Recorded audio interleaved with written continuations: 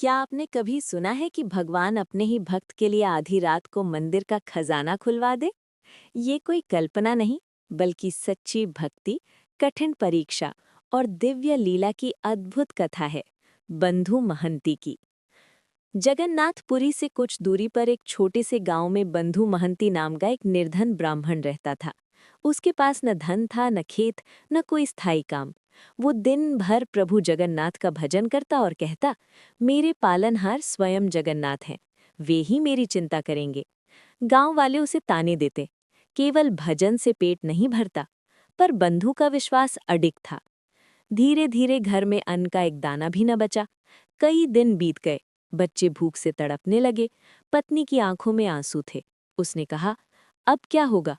बंधु ने शांत स्वर में उत्तर दिया, जब संसार साथ छोड़ देता है तब प्रभु साथ देते हैं। चलो पुरी चलते हैं, अपने स्वामी के द्वार पर चल कर बैठेंगे। परिवार पैदल ही पुरी की ओर निकल पड़ा। रास्ता लंबा और कठिन था।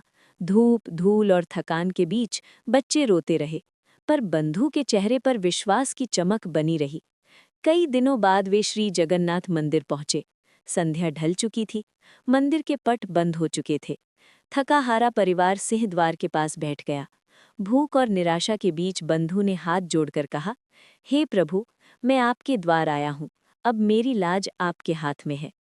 उसी रात एक चमत्कार हुआ। मंदिर के एक सेवक को स्वप्न में स्वयं भगवान जगन्नाथ के दर्शन हुए।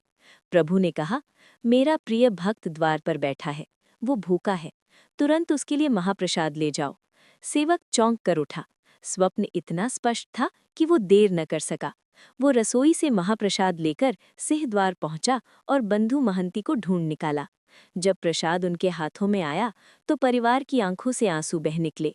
कई दिनों बाद उन्हें भोजन मिला था। बंधु ने आकाश की ओर देखकर कहा, प्रभु, मुझे आप पर पूरा विश्वास था।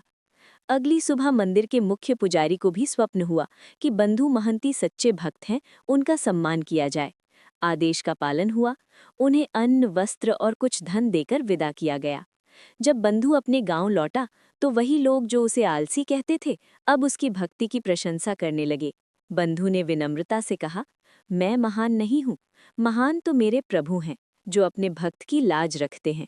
ये कथा हमें सिखाती है कि सच्ची श्रद्धा और अटूट विश्वास कभी व्यर्थ नहीं जाते। कठिनाइयां भले ही परीक्षा लें, पर अंत में भगवान अपने सच्चे भक्त का साथ अवश्य देते हैं।